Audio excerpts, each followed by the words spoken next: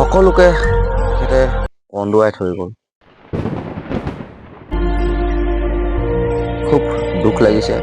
মনে আজিও বিশ্বাস কৰিব পৰা নাই, বিশ্বাস ল'বই পৰা নাই তেখেত যে আমাৰ মাজত নাই। নাই।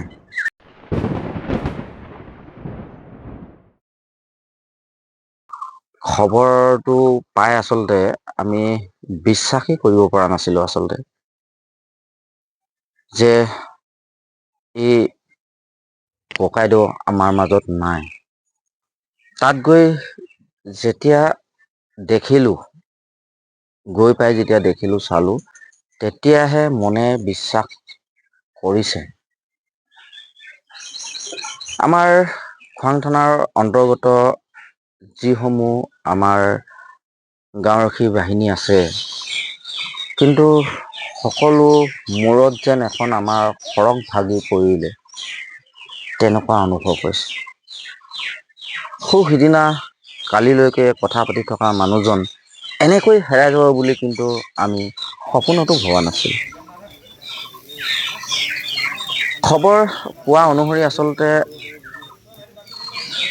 ঘৰৰ তেখেতলোকৰ পৰিয়ালৰ লগত কথা পাতি এটা কথা জানিব পাৰিলোঁ, আচলতে তেখেতে ভৰিত অকণমান আঘাতপ্ৰাপ্ত হৈছিল, দুখ পাইছিল আচলতে।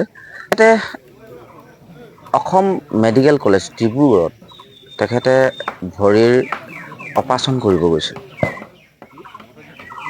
সকলো ঠিকেই আছিল, সকলো সুকলমে হৈ গ'ল।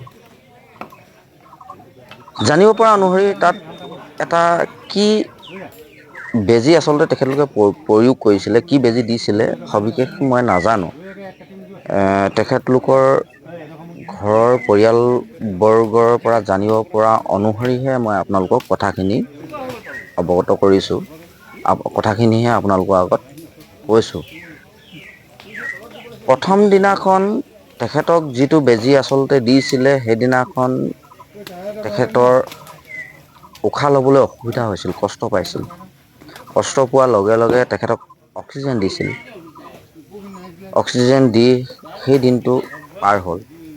দ্বিতীয় দিনাখন আহি সেই একেটা বেজী তেখেতক ব্যৱহাৰ কৰিলে। সেই বেজীটো ব্যৱহাৰ কৰাৰ লগে লগে তেখেতৰ মাত কথা নাইকিয়া হ'বলৈ ধৰিলে, অক্সিজেন দিবলগীয়া হ'ল। তেখেতে বিচনাত চটবটাবলৈ ধৰিলে।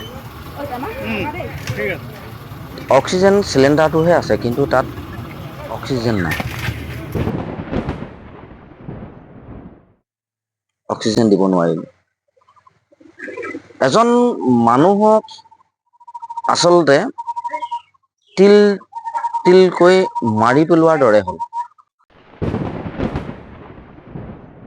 ইতিমধ্যে আমি জানিব পাৰিছোঁ যে সম্পূৰ্ণ ভুল চিকিৎসাৰ বাবে আচলতে তেখেতে মৃত্যুক খাব দিবলগীয়া হ'ল। কি ক'ম? গতিকে আপোনালোকক সকলোকে এটাই কথা ক'ব বিচাৰোঁ, আপোনালোকে মেডিকেলসমূহত আপোনালোকৰ বেমাৰ আজাৰ দেখুৱাবলৈ যাওঁতে সকলোৱে সাৱধান হয়। কিন্তু সকলোকে তেখেতে কন্দুৱাই থৈ গ'ল। খুব দুখ লাগিছে। মনে আজিও বিশ্বাস কৰিব পৰা নাই, বিশ্বাস ল'বই পৰা নাই তেখেত যে আমাৰ মাজত নাই। তেখেত য'তে নাথাকক, ভালে থাকক, কুশলে থাকক, তেখেতৰ আত্মাই সদ্গতি লাভ কৰক, তাকেই কামনা কৰিছোঁ। ধন্যবাদ।